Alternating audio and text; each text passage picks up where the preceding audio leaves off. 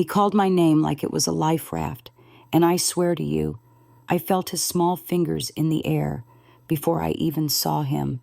Nana, a sound so full of need that my bones remembered what it means to run. My name is Ruth. I'm 72. My knees argue with the stairs, and the kettle always whistles 2 minutes longer than I mean it to. I live alone in a tidy little apartment with a window that catches the late sun, the sort that warms the tablecloth and lies about winter. My grandson is named Liam. He likes dinosaurs that roar softly, apples peeled in a long curling ribbon, and the way flour dusts my hands when I make biscuits.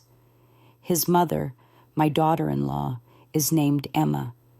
She likes tight schedules, pale countertops that never remember lunch, and sentences that look polite while pushing you to the edge.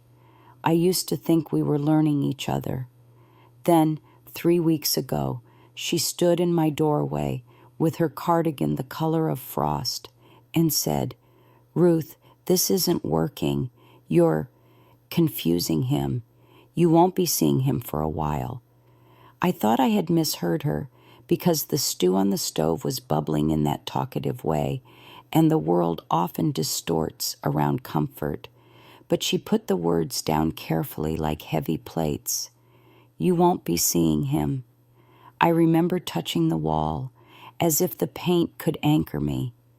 I asked where David was, my son, her husband, because if there was sense to be found, I believed it would be in his voice. "At work," she said. "He agrees with me." That night I didn't sleep.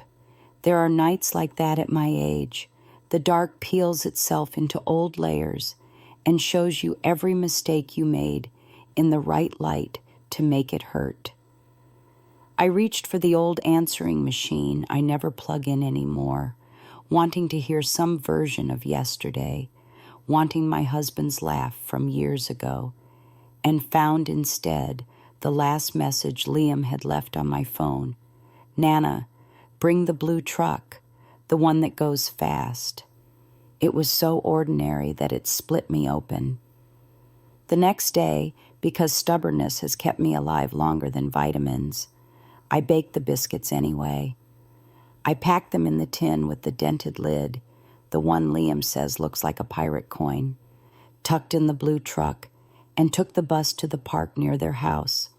I told myself I was going for a walk, for air, for the small courage of sunlight on hair that needs dye I no longer bother with. I didn't expect to see him. I certainly didn't expect to hear that call, that "Nana," like a bell that recognizes your hands. He was by the swings with his little backpack, a dinosaur peeking out of the zipper, his cheeks exactly the kind of pink that exists to be kissed. For a second I was young. My legs moved, my arms opened, the tin in my bag knocked Faith against my hip. He reached me first. He always has.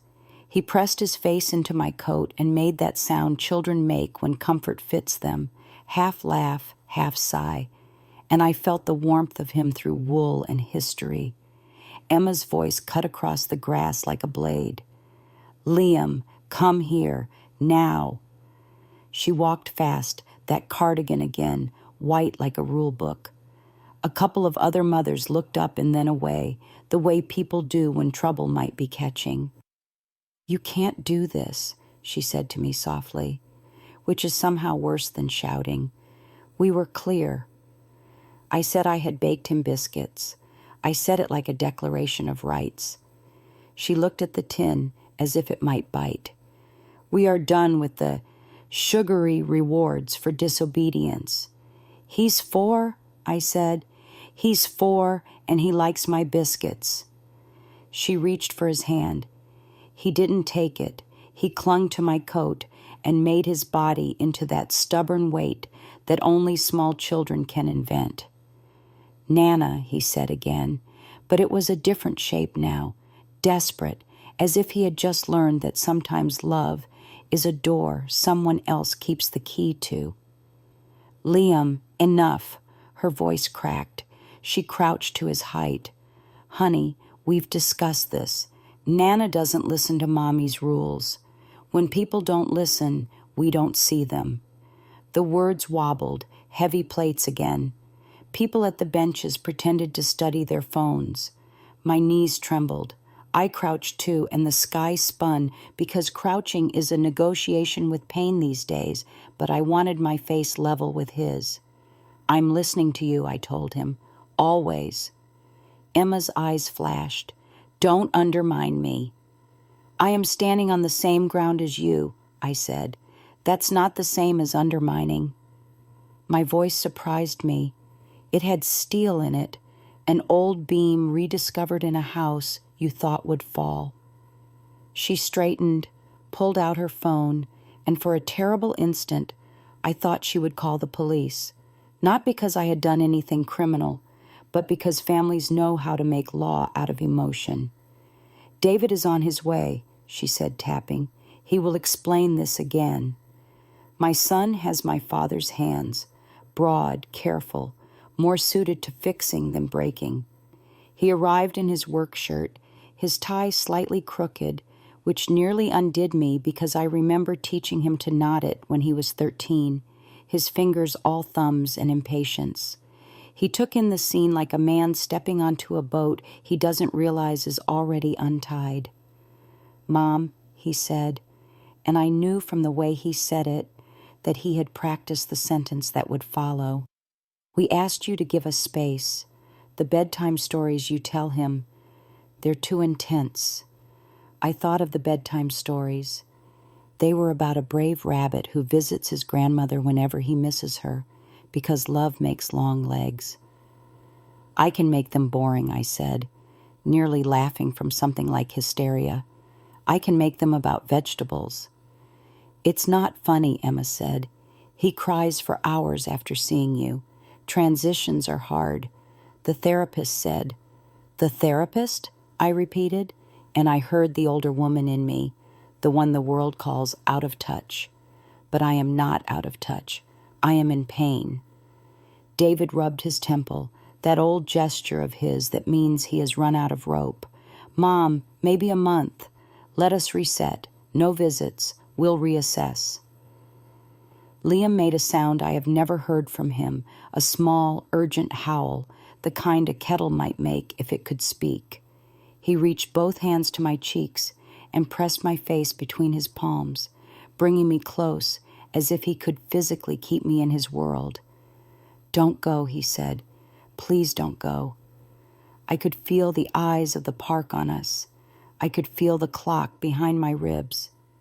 I thought of all the ways women make themselves smaller to slip under rules, and how very little space grief needs to swallow a person whole. I won't chase you, I told David quietly, but I won't disappear because it's convenient. Emma crossed her arms. This is not about convenience. It's about boundaries. The word sounded like a fence erected overnight across a path I have walked for years. I opened the tin. The air filled with butter and memory. I held out one biscuit to Liam and one to Emma, because fairness is a muscle I still exercise. Emma didn't take it. Liam did, and then looked at his mother as if asking permission to be hungry. Something in me cracked at that, hunger needing a permit. 2 minutes, David said, glancing at Emma for approval. She didn't nod, but she didn't speak. I took those 2 minutes like a lung takes air. I gave Liam the blue truck, the fast one, and he rode it along the bench slat, narrating softly, the way children stitch safety out of sound. Brrm, brrm, Nana, watch me.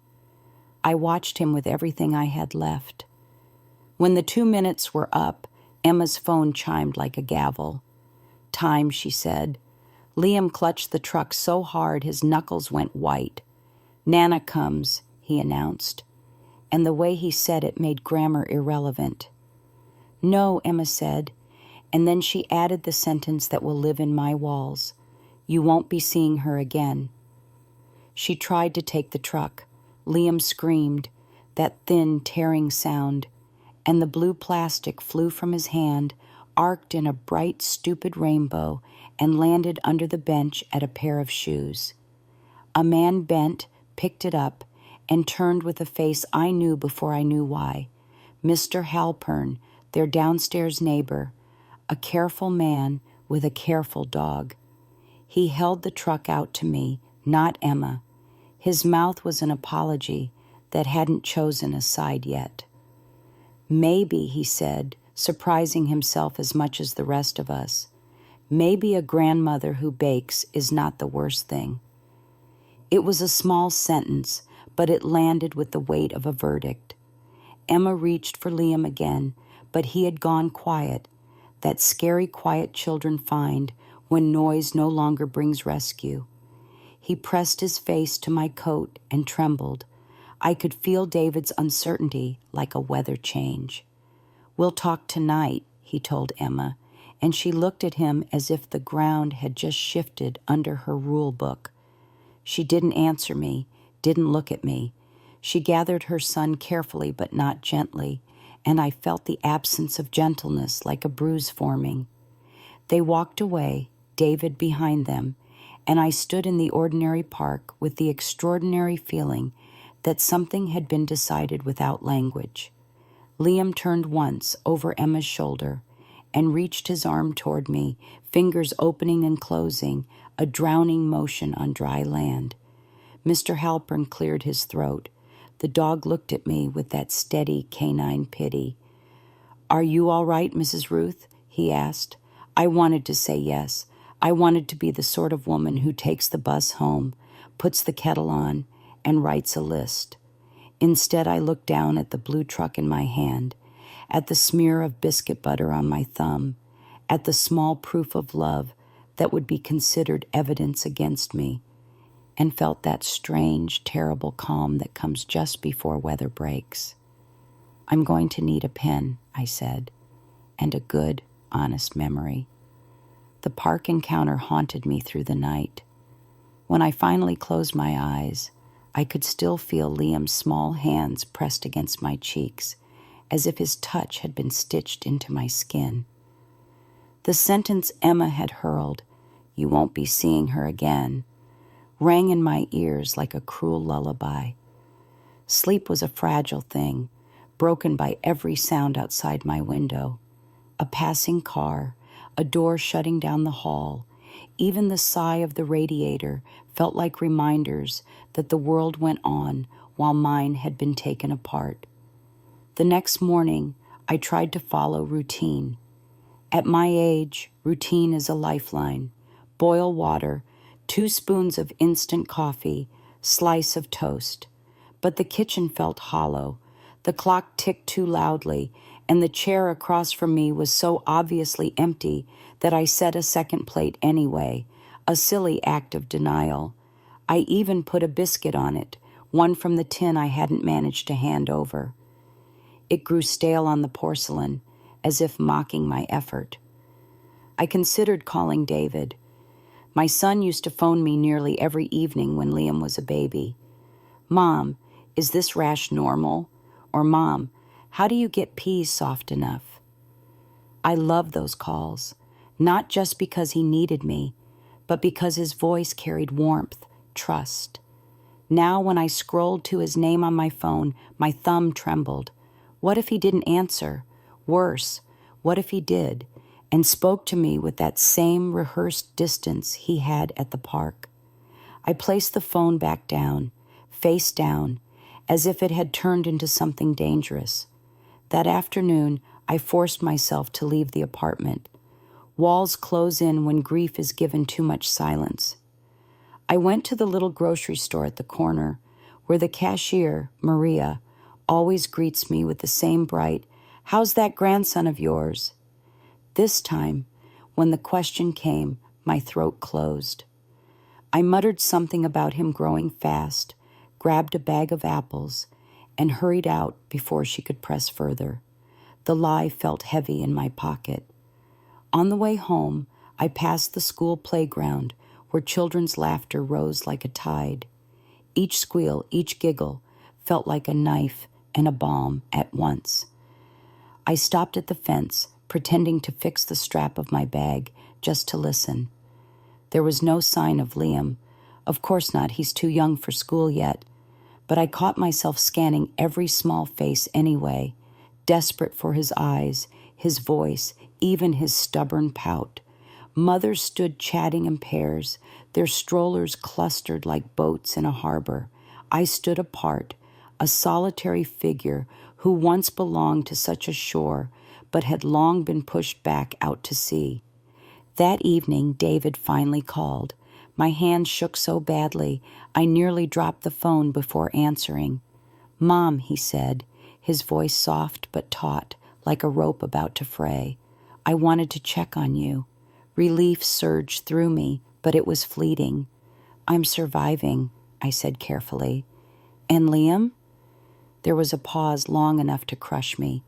"He's adjusting.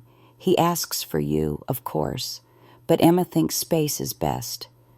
"Space?" I nearly laughed. "A child's love isn't a gas, David. It doesn't dissipate if you leave it unattended. It clings. It hurts." He sighed. "Please don't make this harder." The word stung. "Don't make this harder," as if my grief was a choice, as if my longing for my grandson was sabotage. "David," I whispered, "when you were his age, you would scream if I left the room for a minute. You know what separation does." His silence was louder than any response. Finally, he said, "I'll try to talk to Emma again, but don't expect much." And then the line went dead, leaving me with the echo of almost promise. Days blurred after that. I began writing letters to Liam, long, careful letters on lined paper, telling him stories, recording recipes, describing the world through my eyes. I kept them in a shoebox, sealing each envelope, though I had no address to send them to. It was my way of refusing disappearance, my rebellion against silence. Each night I added another, as if words could be a bridge across the distance his mother had built. One afternoon, as I was returning from the mailbox, I saw Emma's car parked across the street. For a moment, my heart leapt. Perhaps she had changed her mind. Perhaps she had brought Liam to see me secretly. But then I saw her sitting stiffly in the driver's seat, talking on her phone, her face a mask of irritation. She didn't look toward my building. When she pulled away, I caught only the blur of her profile and the sharp ache of knowing that my hopes had tricked me again. That night, a knock came at my door. It startled me. At my age, unannounced visitors are rare. When I opened it, Mr. Halpern, the neighbor from the park, stood there, holding a small paper bag. His dog lingered at his heel, tail wagging gently. "I thought you might like some soup," he said. "Cold nights, you know." His kindness cracked something in me, and I nearly wept right there. He placed the bag on my counter and lingered, awkward but steady. "I heard Emma's tone that day," he said finally. "You don't deserve that." I couldn't answer. My throat was too tight. But I nodded, clutching the paper bag as if it were proof I wasn't invisible. Later, when I sat down to eat the soup, simple chicken and rice, but warm and comforting, I realized that Emma's words at the park had done more than wound me. They had planted doubt in everyone watching.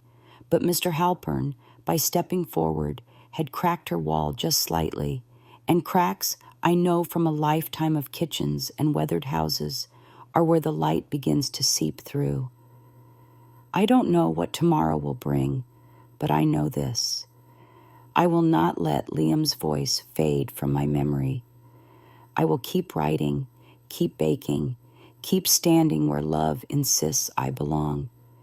Emma thinks she has decided the story, but stories once spoken find their own stubborn ways forward. The morning light filtered through my thin curtains, but instead of warmth, it carried a kind of dull weight. I had dreamt of Liam again, his voice calling Nana, as he held out the little blue truck. Dreams like that are cruel. They give you what the day has stolen, and then you wake to emptiness. I sat on the edge of the bed for a long while, my slippers waiting patiently on the floor.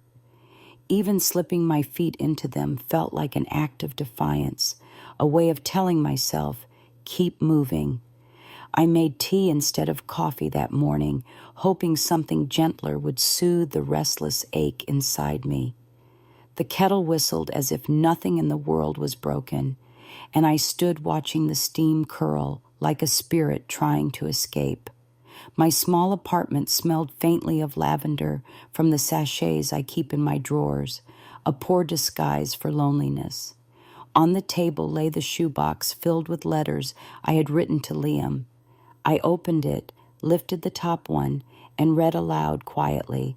Dear Liam, today I saw a robin on the balcony. He looked as if he wanted to tell me a secret. I thought of you, because you always whisper to me before bed, as if we share secrets no one else deserves. My voice cracked. These letters would never reach his hands, yet writing them had become the only way to keep him near. Later that day, I decided to go for a walk. My legs protested, but still they carried me toward the park, the same park where everything had unraveled. Each step there felt heavier, as if the ground remembered too. I sat on the same bench where Liam had once driven his toy truck along the wooden slats. Children played around me, their laughter chasing the chill out of the air. For a moment, I closed my eyes and pretended one of those voices belonged to him. But when I opened them, reality returned sharper than ever. Mrs. Ruth? A voice startled me. It was Mr. Halpern again, holding his dog's leash in one hand and a bag of groceries in the other. His kindness had become a small thread, keeping me from unraveling completely. He sat beside me, the dog curling at his feet. You come here often now, he said gently. I smiled faintly. It's the only place that feels close to him. He nodded, as if he understood more than he said. Then after a pause he added, I saw Emma yesterday. She looked tense.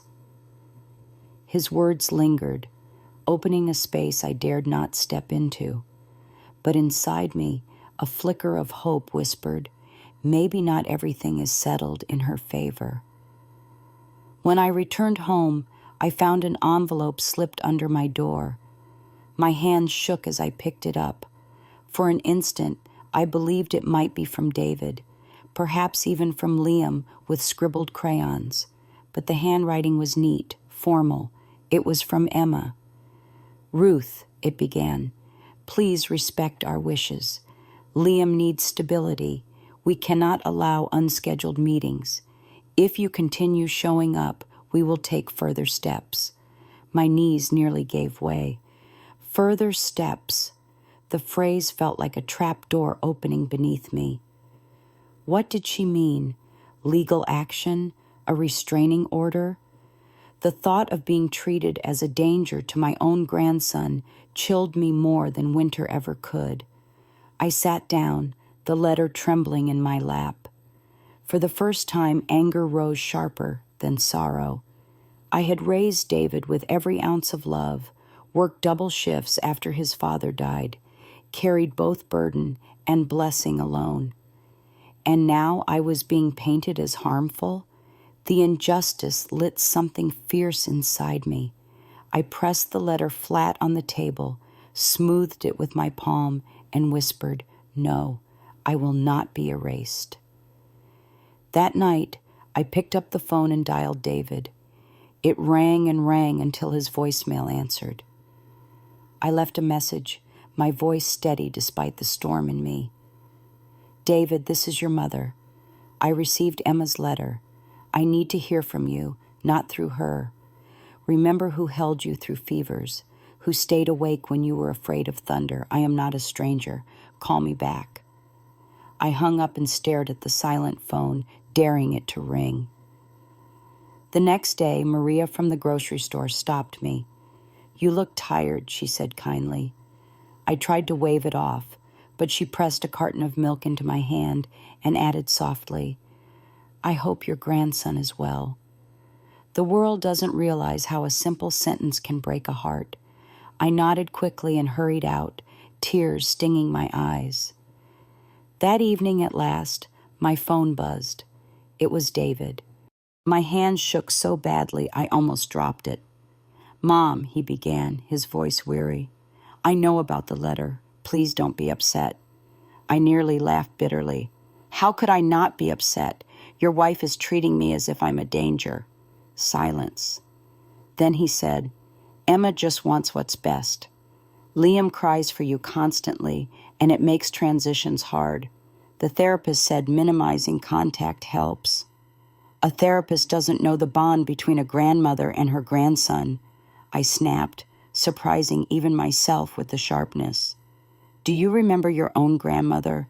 She was my anchor. Would you have survived losing her?" David's breath caught. I knew I had struck a memory.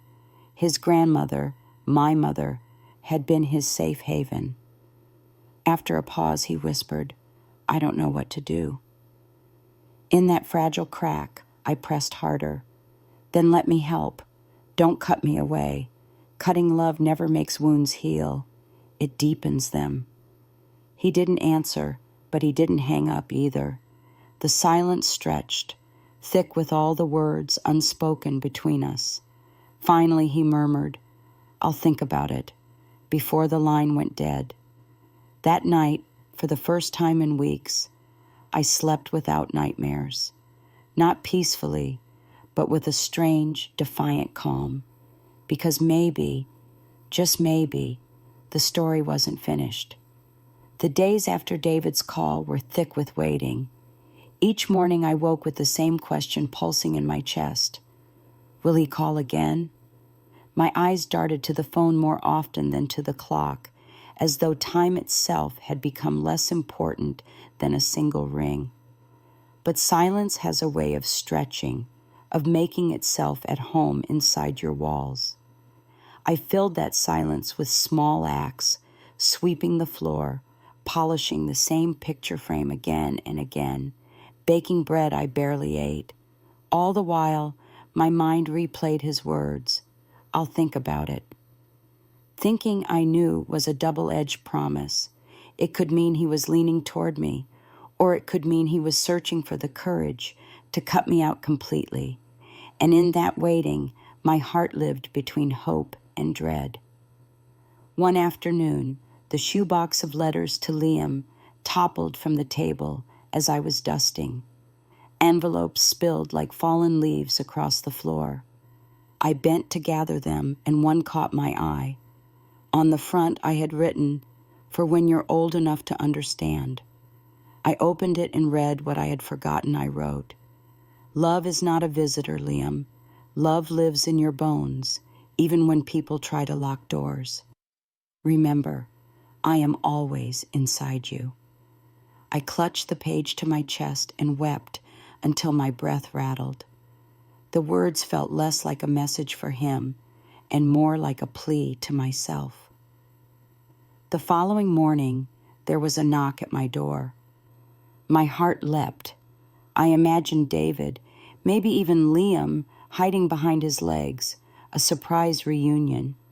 But when I opened it, Emma stood there. Her posture was stiff, her eyes sharp, the cardigan white as always. For a moment, neither of us spoke. Then she held out a folded paper. "This is from the lawyer," she said, her voice flat. My stomach dropped. My fingers trembled as I took the paper. "Cease contact," it read. "Any attempt to see or communicate with the child outside agreed upon conditions may result in legal action." Emma's eyes never wavered. "We need boundaries, Ruth. You undermine me at every turn. This isn't about you. It's about Liam's well-being." The words struck me like stones. His well-being? My voice cracked with disbelief. "Do you think tearing him from me makes him well? Do you think calling his love a problem heals him?" Her jaw tightened. "You make him cry harder. He needs stability, not confusion." I wanted to scream, but my voice came out low, steady, dangerous even to my own ears. Emma, what you call confusion, I call love. And love does not vanish because you decree it. One day he will ask questions. One day he will know who tried to erase me. Her face hardened, but for a brief flicker I thought I saw fear in her eyes. She turned sharply and left, her footsteps echoing in the hallway. When the door closed, I slid down against it, the paper clenched in my hand. The world had gone too far. I was no longer just unwelcome. I was branded a threat. I thought of calling David immediately, but then I pictured his weary sigh, the way he would say, "Mom, please don't make it harder." Instead, I sat in the silence until it became unbearable. That evening, Mr. Halpern knocked, his dog wagging beside him. He must have seen the letter in my hand, my tear-streaked face.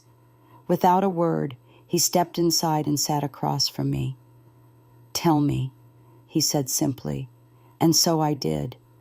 I spilled everything, the letter, the park, the fear of being erased from my grandson's life. He listened, brow furrowed, nodding occasionally. When I finished, he leaned back, thoughtful. "Emma is strong-willed, but I've lived long enough to know that children carve their own truths. Liam won't forget you, no matter how hard she tries." His words were balm, but they couldn't erase the ache. "But what do I do in the meantime?" I whispered. "Keep being you," he said. "Keep writing those letters. Keep making biscuits. One day he'll need them. One day he'll come looking." That night, I sat at my desk and wrote Liam another letter, this one fiercer than all the rest. "They say I cannot see you, but I see you everywhere, in the tilt of the moon, in the crumbs on the counter, in every whisper of the wind. If they try to paint me away, remember this: my love for you is stronger than their fear." 2 days later, my phone rang. I nearly dropped the teacup in my hand. It was David. "Mom," he said, his voice tight, "I heard Emma brought you the lawyer's letter." "Yes," I answered, my throat dry. "I'm sorry. I didn't want it to go that far." "Then why let it?" The anger in me flared. Why let her do this to us? He hesitated. Because I'm trying to keep peace in my house, and because Emma believes she's protecting Liam. Protecting him from me? My voice broke. From his grandmother who raised you alone, who loved you more fiercely than her own breath? Silence.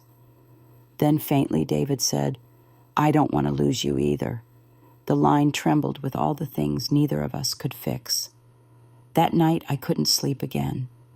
I lay in bed staring at the ceiling, the lawyer's letter on my nightstand like a ghost.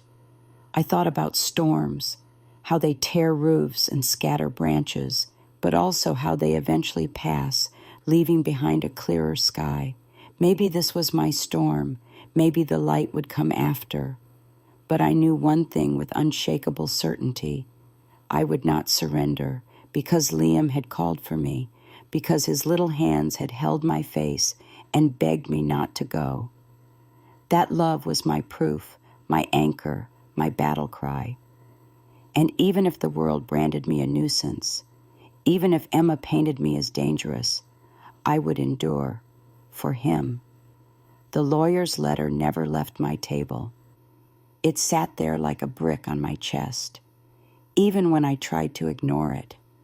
Every time I passed by, my eyes betrayed me and drifted toward it, as if hoping the words would have softened overnight. But they didn't. The black ink was as sharp as ever. Further steps. 2 words that had the power to turn a grandmother into a criminal. I tried to keep myself busy. I baked, though I had little appetite. The smell of butter and sugar filled my kitchen, but the silence devoured it faster than any mouth could. I swept the floors twice a day, rearranged the same shelf 3 times, polished the picture frame holding David's graduation photo until I could see my reflection in it. But nothing dulled the ache. When you are told not to see the person you love most, everything becomes an act of waiting. On the third day, unable to stand the silence, I went down to the building's courtyard. The air carried the faint scent of rain, and children's laughter drifted from somewhere nearby. Not his laughter, of course, but close enough that my heart jumped anyway. I sat on the old bench under the chestnut tree. Its bark was rough against my back, but it grounded me. I closed my eyes and let the memories wash over me. Liam running toward me with open arms, crumbs on his cheeks from biscuits, the way his hair stuck up like a crown of stubborn light. "Afternoon, Mrs. Ruth." It was Mr. Halpern, his dog padding along beside him. He carried a folded newspaper tucked under his arm. He stopped by the bench and tilted his head. "You got that faraway look again." I smiled weakly. It's hard not to, when the world feels so close and so far at the same time. He sat down, the dog resting at his feet. After a pause, he said, "I saw David yesterday. He looked worn, like a man carrying too many stones." The thought pierced me. Did he say anything? Not much, just that family is complicated. But his eyes, they were heavy. He's not at peace. That much is clear. Hope stirred, though I tried to keep it small. "Maybe he remembers," I whispered. "Maybe he feels it too." When I returned home, I sat down with pen and paper. I wrote another letter for Liam, but this one felt different. I wasn't writing to comfort him. I was writing to remind myself. "One day, Liam, you will be old enough to understand that love sometimes must fight, and I will fight. Not with anger, but with patience. Not with fists, but with memory. They can keep me from your sight, but not from your heart." As I sealed the envelope, my phone buzzed. My heart skipped. I thought it might be David, but it wasn't. It was an unknown number. I hesitated before answering. "Hello?" My voice shook. "Mrs. Ruth?" The voice was small, almost a whisper. Then came the words that shattered me. "It's me, Liam." For a second, I couldn't breathe. "Liam? How did you—" "I found Mommy's phone. She's in the kitchen." His little voice wobbled. "Nana, why can't I come to you? I miss you." Tears spilled before I could stop them. "Oh, my darling boy, I miss you more than words can say. She says you're bad." His voice cracked. "But you're not bad. You make biscuits. You read me stories. Why does she say that?" I pressed the phone to my cheek, as if it could bring me closer to him. "Because sometimes grown-ups don't know how to handle love. But you must remember, Liam, you are never wrong to love. Never." I heard footsteps in the background, then a sharp voice. "What are you doing with my phone?" The line went dead. I sat frozen, the phone still against my ear, my tears falling into the silence. My heart pounded like it wanted to break free from my chest. That night, I couldn't sleep. The sound of Liam's small, trembling voice replayed in my mind endlessly. "You're not bad." He knew.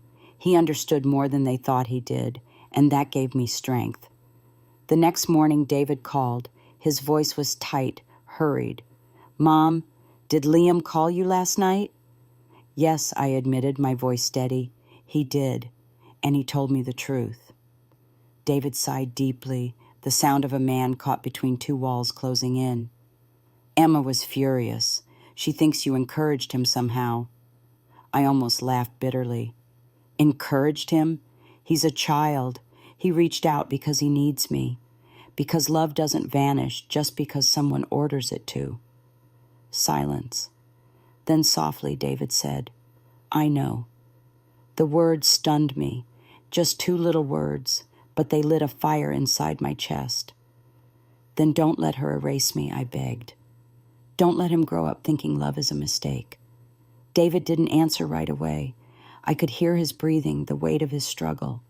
Finally, he whispered, "I'll come by tomorrow, alone."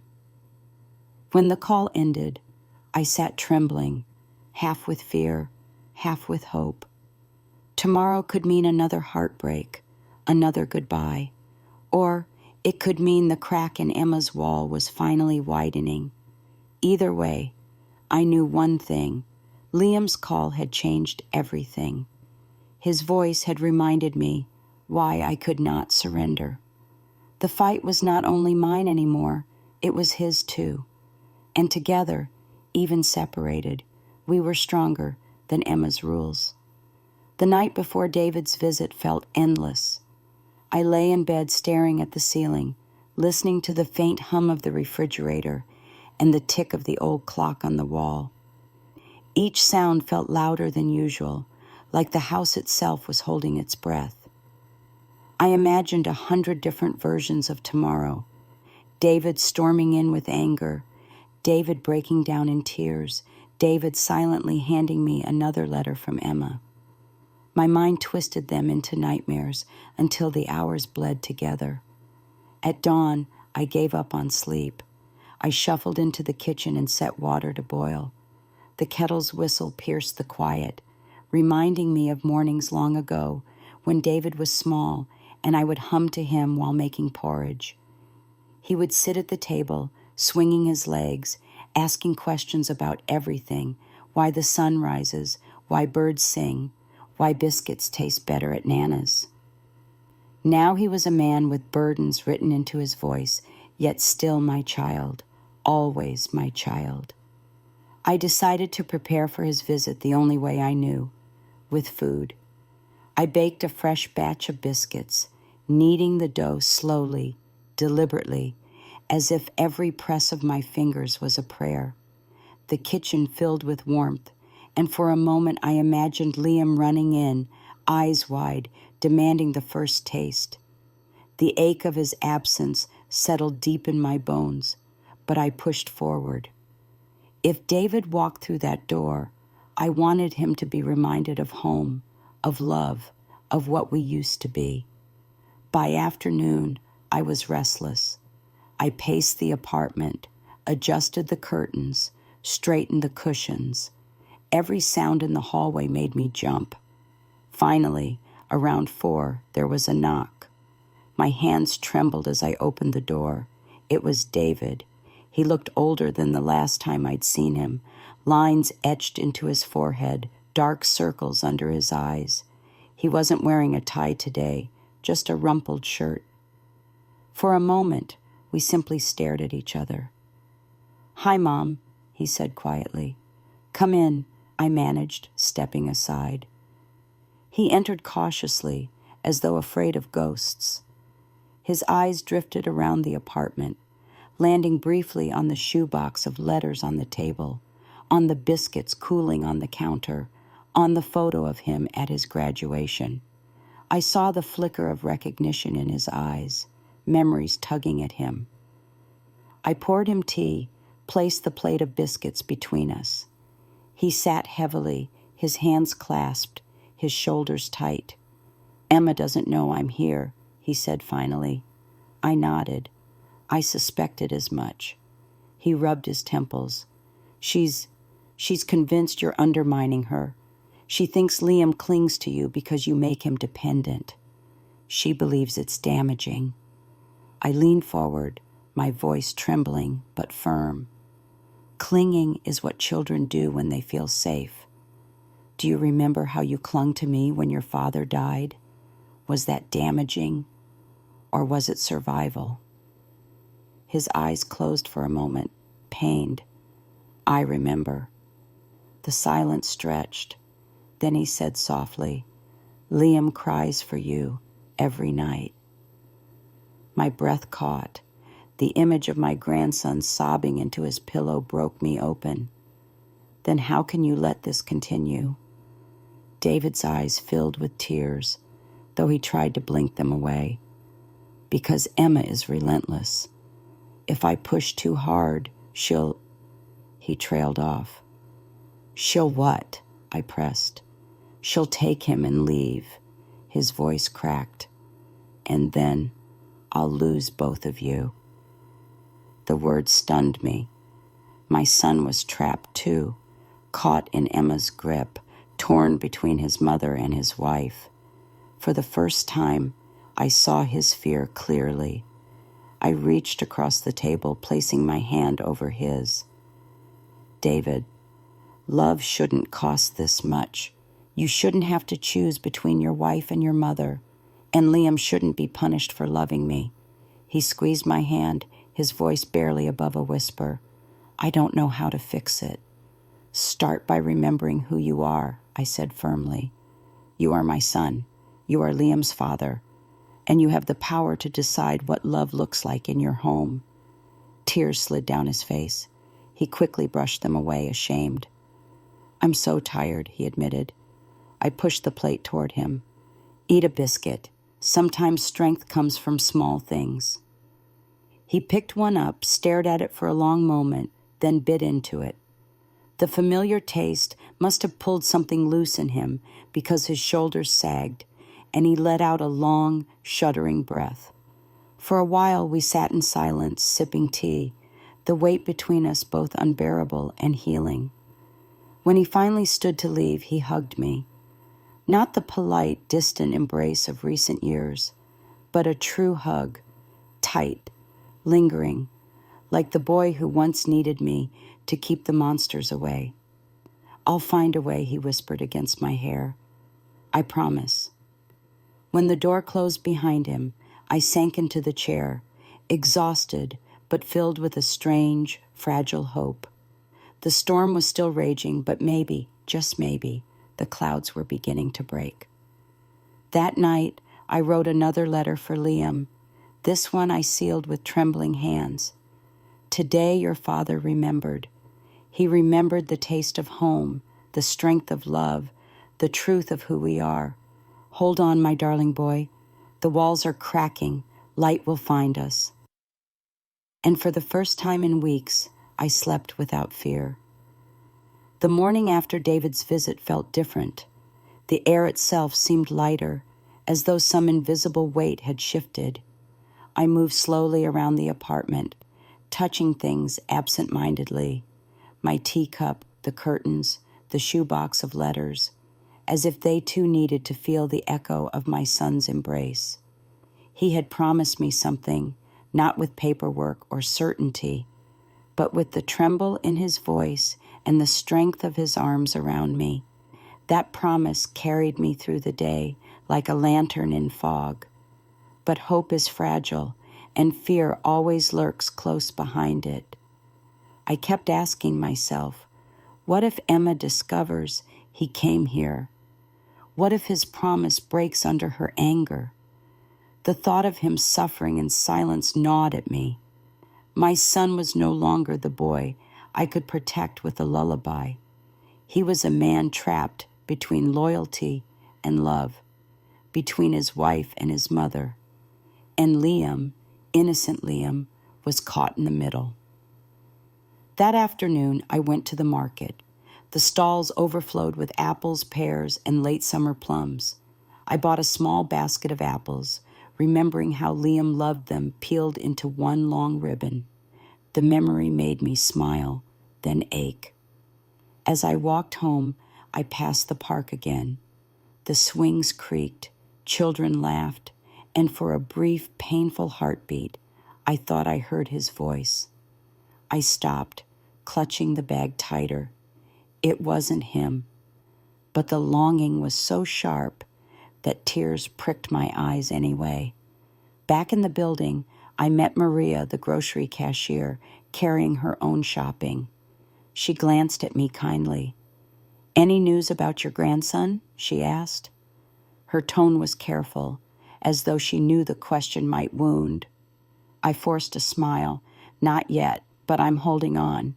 She nodded. "Love doesn't disappear, Mrs. Ruth. It waits." That night, I prepared supper but barely ate. My thoughts circled endlessly. Around 9, the phone rang.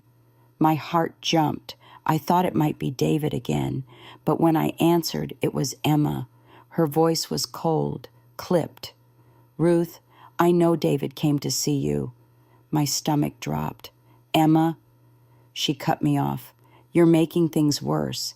He's confused enough without you manipulating him. Liam needs stability, not drama." "Drama?" I repeated, my voice trembling. "Emma, I'm his grandmother. I don't need to manipulate anyone. Liam's love for me is as natural as breathing. You can't erase that." "You're selfish," she snapped. "You think about your needs, not his. Every time you insert yourself, you upset him." I gripped the phone tighter, fury burning beneath my grief. "He is upset because you are tearing us apart. Don't you see? The boy is begging for connection, not silence." Her silence was sharp. Then she hissed, "If you push this any further, Ruth, I'll have no choice but to make it permanent. Do you understand me?" The line went dead before I could answer.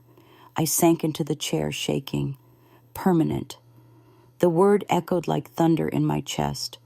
Was she threatening custody arrangements, court orders? Could she really strip me from Liam's life forever? I barely slept that night.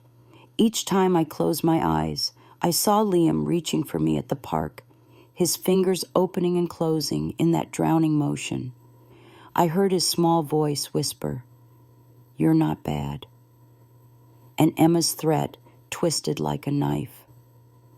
The next morning, Mr. Halpern knocked. His dog wagged its tail, oblivious to the storm in my heart. He took one look at me and frowned. "You look pale. What happened?" I handed him the phone, showing the call log. My voice cracked as I explained Emma's words. He listened quietly, then shook his head. "She's trying to scare you into silence. But fear is how bullies keep control. Don't give her that power." I wanted to believe him, but the idea of losing Liam permanently was unbearable. My hands trembled as I whispered, "What if she wins? What if one day he doesn't even remember me?" He placed a steady hand on mine. "He will remember. Children remember love, even when others try to bury it. And your son, he remembers too." I saw it in his face. Don't underestimate that. That afternoon, I wrote another letter to Liam. This time my words burned with defiance. They may try to silence me, but love is louder. Love leaves fingerprints on every biscuit, every story, every hug. You carry me in you, Liam. One day, when you are old enough, you will find me again, and I will be here. Just as I sealed the envelope, the phone rang again. This time it was David. His voice was low, urgent. "Mom, things are getting worse. Emma is furious. She wants me to choose." My heart clenched. "And what will you choose?" Silence stretched on the line. Finally, he whispered, "I don't know, but I can't keep pretending. I need to protect Liam from her anger, from this endless war." "Then let me help," I begged. "Don't shut me out. Together we can protect him." His voice broke. If only it were that simple. The line went quiet, but before he hung up, I heard him whisper, "I love you, Mom." It wasn't an answer, but it was something. It was enough to keep the flame alive inside me, even as Emma's shadow grew larger. That night, as I folded the curtain shut, I whispered into the darkness, "Hold on, Liam. We're not done yet. Your Nana will never stop fighting for you." And though fear still gnawed at me, hope sat beside it, stubborn and unyielding. The morning sun slipped through my curtains in thin, golden lines, but it didn't warm me. I had spent the night tossing, Emma's threat ringing in my ears, "I'll make it permanent." That word stalked me like a shadow. Permanent meant forever. Permanent meant Liam would grow up thinking I had vanished, thinking his Nana had simply stopped loving him. I knew children made sense of the world in strange ways. He might believe he had done something wrong. That thought alone was enough to hollow me out. I forced myself into the kitchen, brewed tea, and placed 2 cups on the table out of habit. One for me, one for him, the phantom guest who lived in my heart. I sliced an apple into curling ribbons, the way he loved, though no small hands reached for it. I ate it slowly, as if honoring him with each bite. By mid-morning, I couldn't sit still. I pulled out the shoebox of letters and read through them one by one. Some were hopeful, others desperate, but all of them carried the same refrain. I love you, Liam. I am here. Reading them gave me strength, like kindling catching flame. Around noon, there was another knock at my door. My chest tightened. I half feared it would be another lawyer's notice. But when I opened it, David stood there again. He looked more ragged than before, his tie loose, his eyes bloodshot. "Mom," he said, stepping inside quickly. "I don't have much time. Emma doesn't know I'm here." My heart raced. What's happening? He sank into the chair, rubbing his face with both hands. "She's furious. She keeps saying you're poisoning Liam against her. Last night she threatened to take him to her sister's for a while, without me." My blood ran cold. "She can't just take him away from you." "She can," he whispered, "and she might." I sat beside him, gripping his arm. "David, you cannot let her control you with fear. You're his father. You have rights, and you know in your heart what Liam needs." His voice cracked. "He cries for you every night. He asks why he can't see you. I tell him stories to calm him down, but it doesn't work. He just wants you." Tears filled my eyes. "Then bring him to me, even just once. Let him see that I haven't disappeared." David looked torn, his jaw tightening. "If I do that, and Emma finds out..." I leaned closer, my voice urgent but gentle. "If you don't, she will erase me completely. And one day, Liam will resent you for letting it happen." He closed his eyes, the weight of my words pressing on him. After a long pause, he whispered, "Tomorrow. I'll bring him tomorrow, while Emma is at her sister's, just for an hour." My breath caught. Relief and fear collided inside me. "Are you sure?" He nodded. "I can't watch him suffer like this anymore." When he left, I collapsed into the chair, trembling. Tomorrow. Just the thought of holding Liam again filled me with a fragile, desperate joy. I went to the kitchen and began preparing as if for a feast. Biscuits, his favorite soup, fresh fruit. My hands moved quickly, almost feverishly, driven by hope. That night, I barely slept. I laid out the little toy truck he had left behind months ago, placed it on the table as a welcome gift. I arranged the shoebox of letters neatly, though I knew he was too young to read them. Still, I wanted him to see proof of my love, stacked and waiting. Morning came like a drumbeat. I rose early, tidied the apartment again, and checked the clock 100 times. Every sound in the hallway made my heart leap. Finally, close to noon, there was a knock. I opened the door, and there he was, my Liam. His cheeks flushed pink from the cold, his hair tousled, his small backpack slung crookedly on his shoulder. For a moment, the world blurred. He cried out, "Nana," and threw himself into my arms. I dropped to my knees, holding him tight, inhaling the scent of him. Soap, crayons, something purely him. Tears ran down my face as I whispered, "Oh, my darling boy, I'm here. I've always been here." David stood in the doorway, his eyes wet, watching. He closed the door quietly behind him, as if sealing us into a fragile bubble of time. Liam pulled back just enough to look at me. "I thought you were gone," he said softly. "Never," I promised. never gone. I'm always with you, even when we can't see each other."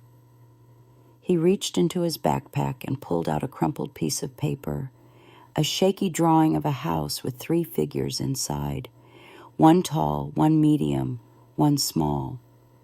"That's us," he said proudly. "You, me, Daddy." My heart shattered and healed all at once. I kissed the top of his head. "It's beautiful. I'll keep it forever." We spent the next hour in pure joy. We built towers with old blocks. We dipped biscuits into warm milk. We laughed until my ribs ached. He sat on my lap as I told him the story of the brave rabbit again, and this time he added his own ending. The rabbit always finds his Nana, no matter what. But time is cruel. Too soon. David glanced at the clock, his face tightening. "We have to go," he said quietly. "No." Liam clung to me, his small hands gripping my sleeve. "I want to stay." I held him close, my tears soaking his hair. "I want that too, sweetheart. But listen, this isn't the end. We will see each other again. I promise." David pried him gently away, though his own hand shook. Liam's cries tore at me, echoing through the apartment like a wound. I kissed his cheeks, pressed the toy truck into his hand, and whispered, "Keep this. Whenever you play with it, think of me." As the door closed behind them, I collapsed, sobbing. The silence roared back into the room, but it was different now. For the first time in weeks, it wasn't empty. It was full of his laughter, his warmth, his drawing tucked against my heart. Emma could threaten permanence. The law could send letters, but no one could take away what had just happened. Because Liam had come back to me, and no wall, no threat, no fear could ever undo that truth. When the door closed behind David and Liam, silence fell over the apartment like a heavy blanket. But this time, it wasn't the hollow silence of absence. It was a silence echoing with his laughter, with the patter of his feet across my rug, with the weight of his little body still pressed against my chest. I sat for a long time on the floor, clutching the drawing he had given me. 3 stick figures in a crooked house. Us, a family. My hands trembled as I traced the lines, as if by doing so I could carve us back together again. The next day I woke with something new inside me, strength. The fear hadn't vanished. Emma's threat still haunted me, but Liam's smile had lit a fire I could no longer ignore. I moved through my morning routine differently. My tea tasted richer, the apartment brighter. The shoebox of letters didn't feel like a graveyard anymore, but a treasure chest waiting for him. Still, I worried. If Emma discovered what David had done, her fury would have no end. She might take Liam away entirely, as she had threatened. My hand shook whenever the phone rang, terrified it would be her voice, sharp and cold. But the calls never came, not that day, not the day after. Instead, on the 3rd evening, it was David. His voice was heavy, tired. "Mom, Emma suspects something. Liam wouldn't let go of that toy truck you gave him. She asked where it came from." My stomach nodded. "And what did you say?" I told her he found it in his toy box. She didn't believe me, but she let it go, for now. He sighed, the weight of a man drowning. "Mom, I can't keep doing this. I feel like I'm living 2 lives. "You are," I said gently, "but one of those lives is the truth, David. The other is fear." He didn't answer. The silence stretched, filled only by his shallow breathing. Finally, he said, "I don't know how much longer I can protect this." I wanted to shout, to tell him to fight harder, but I knew pressure might break him. Instead, I whispered, "Just remember his face when he sees me. That's the face of a child who knows where he belongs." That night, I wrote Liam another letter, slipping his drawing inside the envelope for safekeeping. You reminded me, my darling boy, that joy is stronger than sorrow. Even 1 hour with you is worth a lifetime of waiting. And when you grow, you will know your Nana never gave up. The following week dragged. I filled my days with small chores, tried to distract myself with books, but my thoughts always returned to that hour. I replayed every word, every laugh. I clung to the memory as if it could keep me alive.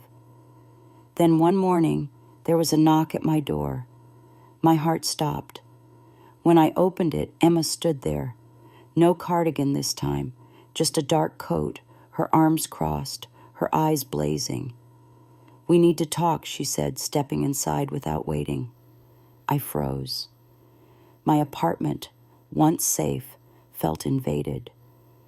She glanced around, her gaze landing on the toy truck on the table, on the drawing pinned to the fridge. Her lips tightened. "So it's true," she said flatly. "David brought him here." I swallowed hard. Yes, because Liam needed me. Her jaw clenched. "You don't get to decide what he needs. I do. I am his mother." I steadied my voice, though my knees trembled. "And I am his grandmother. You can't erase that, Emma. He loves me, whether you approve or not." Her eyes narrowed. "You think love excuses you from boundaries, from respect? You make him cry harder every time he leaves you.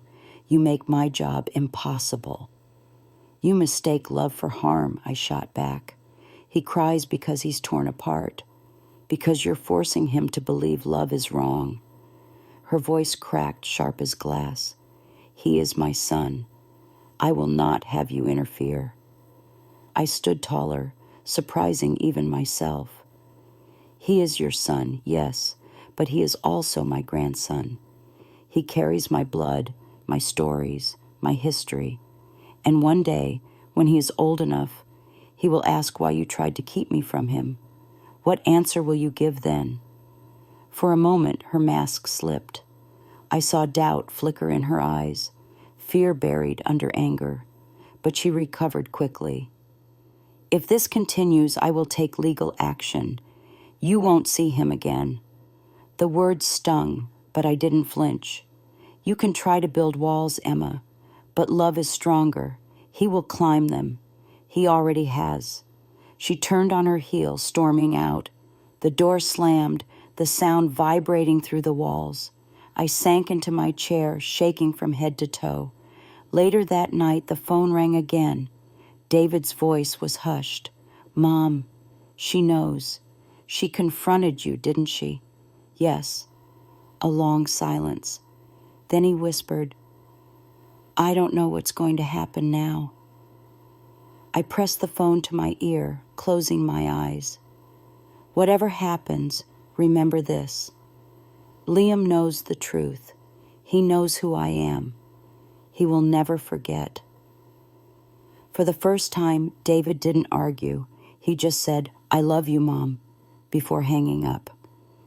I sat in the dark afterward, clutching the toy truck, the drawing still glowing faintly on the fridge. Emma's threats were real, but so was Liam's love. And in that battle, I knew which force would endure. That night, after Emma stormed out, I sat in the dark with only the hum of the refrigerator and the ticking clock for company. My hands still shook, but somewhere inside me, something had changed. I was no longer just afraid, I was resolute. Emma's threats could bend me, but they could not break me. Because love, once it takes root, is impossible to uproot. The following morning, I opened my curtains and let the sunlight flood the room. I brewed tea, sliced apples into ribbons, and placed the toy truck in the center of the table. I needed reminders that joy still belonged here. I pinned Liam's drawing more firmly on the fridge, as if nailing my hope to the wall. Midday, the phone rang. For a moment, my chest clenched in fear, but it wasn't Emma. It was David. His voice was tight, tired. Mom, I can't keep living like this.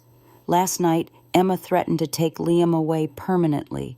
She said if I don't cut ties with you, she'll leave and take him.